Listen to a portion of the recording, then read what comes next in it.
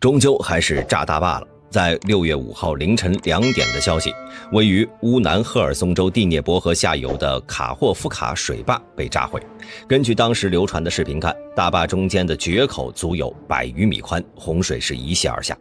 那么是谁炸毁了赫尔松水电站大坝？大坝被炸又对双方有什么影响呢？话不多说，咱们直接进入正题。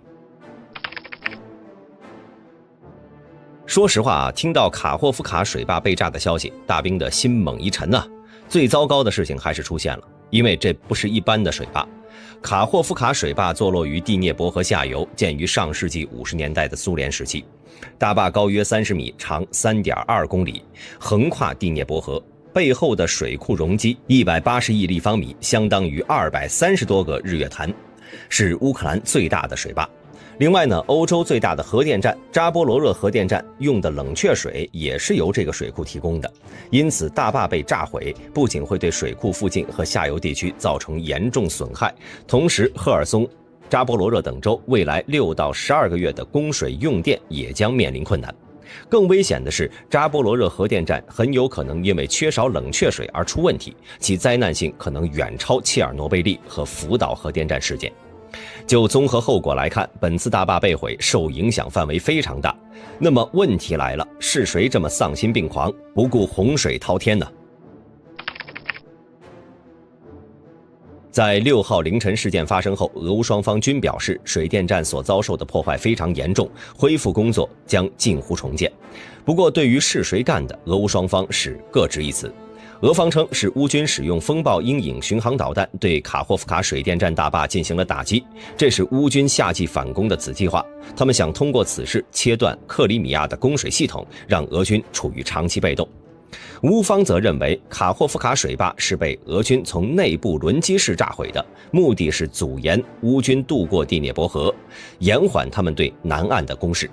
很明显，双方都在指责对方，但有一点可以肯定，本次大坝被炸一定是蓄意破坏。为什么大兵会这么说呢？从水坝结构呢分为2大类，一类是重力坝，这类大坝呢是由巨大的混凝土或者石块砌成，可以比喻为一座实心的山，具备高度的稳定性，最大优点呢是抗破坏。第二类则是拱坝，适用于河谷地区，比如胡佛大坝。优点呢是混凝土浇筑量少，但缺点是一旦拱形结构被破坏，大坝很容易被摧毁。大兵查阅资料后得到的信息显示，当时苏联建造卡霍夫卡大坝，土石填筑量为2280万立方米，混凝土浇筑量则为141万立方米。很明显，这是一座重力坝。大兵前面已经提过了，混凝土土石结构具备高度的稳定性，因此从外部进行爆炸，能量耗散惊人，清澈效果也会以量级水平削弱。炸开缺口则至少需要数吨 TNT， 甚至10几吨 TNT。因此炸毁大坝的肯定对大坝结构相当了解，精确计算过爆破方案，这也是爆破工程的这门学科存在的缘由。而结合事发前这片区域是俄军控制区，究竟是谁炸毁了卡霍夫卡大坝，这就显而易见了。这里有朋友可能会问呢，近期网上曾流传出大坝是被炮火摧毁的，有没有可能是乌军使用大威力武器将其破坏呢？这种说法明显站不住脚。咱们先说说传统的航空炸弹，226公斤级航弹杀伤半径仅超过100米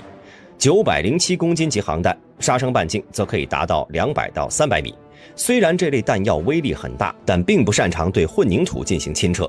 例如越战时期，美国为了破坏杜梅大桥，7年投入了1000多架次战斗机轰炸机，这座大桥呢依然毫发无损，直到宝石路精确制导炸弹诞生才将其摧毁。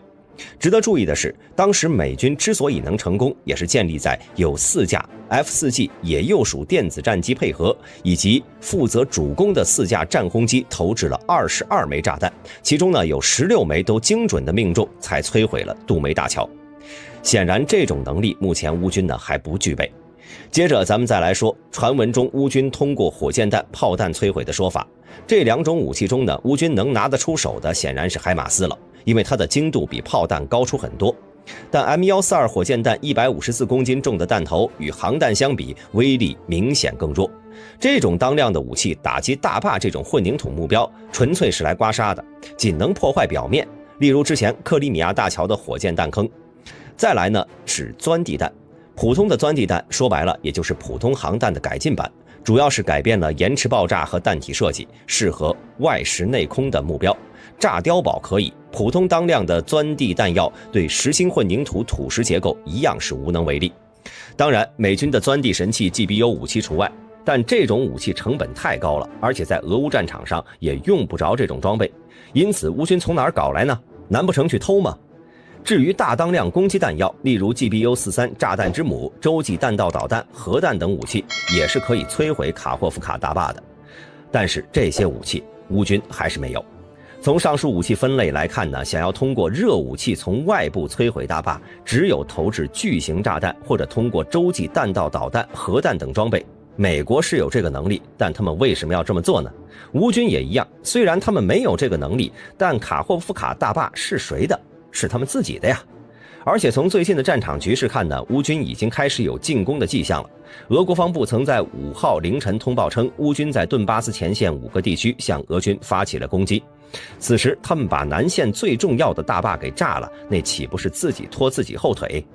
另外，大兵写到这里的时候，搜集到了2个另外的信息。首先是乌克兰确认了炸毁水坝的嫌疑人。根据乌克兰真理报6月6号的报道，乌克兰总统办公室主任顾问波多利亚克称，据初步了解，水电站的爆炸是由俄联邦武装部队第205摩托化步兵旅第1营的工兵实施的，由俄军第聂伯战区部队指挥官奥列格·马卡列维奇上将亲自下令。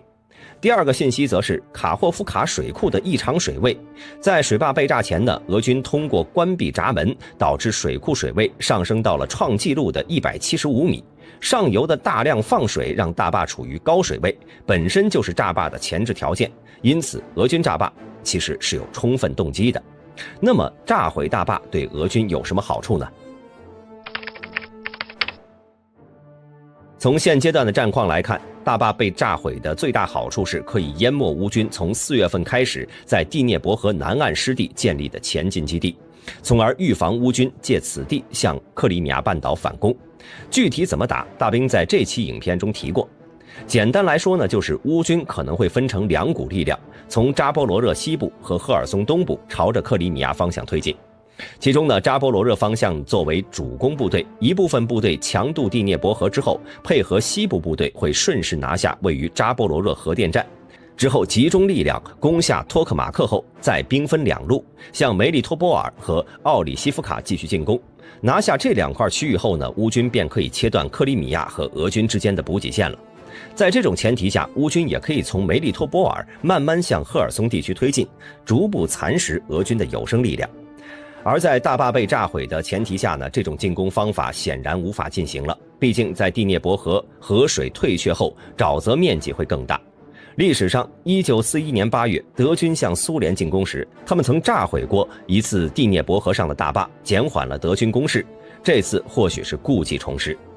其次呢，则增加了克里米亚对于俄罗斯的粘性。有了解的朋友啊，这里可能会问，第聂伯河一直是克里米亚最重要的淡水来源，大坝炸毁，他们没水喝，怎么可能增加对俄罗斯的粘性？不应该是更反感俄罗斯吗？大兵简单聊聊这个事儿啊。在2014年之前，北克里米亚运河是第聂伯河向克里米亚半岛供水的主要通道之一。但2014年俄罗斯强占了克里米亚半岛后，乌克兰采取了多项抵制措施，包括限制了卡霍夫卡大坝向北克里米亚运河供水、限制电力供应等。之后有7年的时间，仅给予输送非常少的供水，这些措施对克里米亚造成了非常严重的影响。俄政府不得不通过其他方式满足这个区域的水电需求，例如2014年到2016年间，他们修建了俄罗斯克拉斯诺达尔边疆区和克里米亚半岛之间的天然气输送管道，并向该地区实施淡水援助。当时克里米亚和俄本土之间呢还没有陆路，供应淡水等各种资源只能依靠船运。但是依靠船舶补给相对不便，于是俄罗斯在2016年开始建设铁路和公路两用的克里米亚大桥，横跨刻赤海峡，全长19公里，于2018年开通。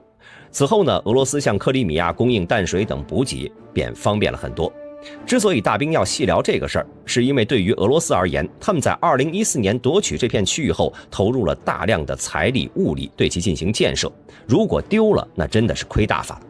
而根据现阶段的战场形势以及综合评估看，乌克兰发动反攻那是必然的。他们的进攻方向呢，很大概率是克里米亚。在守不住赫尔松南岸的前提下，干脆一不做二不休，把大坝给炸了，彻底断绝了乌克兰向克里米亚输送的淡水资源，使其只能依靠俄本土输送，将赫尔松州第聂伯河附近的沼泽区扩大。同时这么做呢，不仅能拖住乌军的渡河攻势，还能使他们从扎波罗热向赫尔松挺进的速度放缓。但拖了这一次，下一次怎么办呢？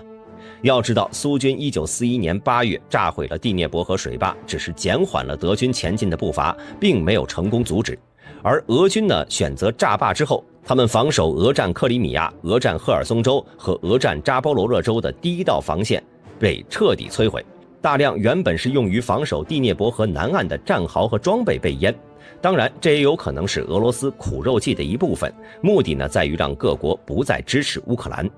总的来说呢，可能俄乌战争打了1年多，确实是把俄罗斯打清醒了。毕竟现在的俄乌战争主动权已经转交给得到了欧盟、北约援助的乌克兰手中，只要领土上还有俄军，那么乌军攻势将不会停止。时间是不在俄罗斯一边，这才是俄罗斯战略玩火的原因。各位朋友认为俄军的这笔买卖划不划算呢？欢迎在评论区留言讨论。我是大兵，咱们下期视频再见。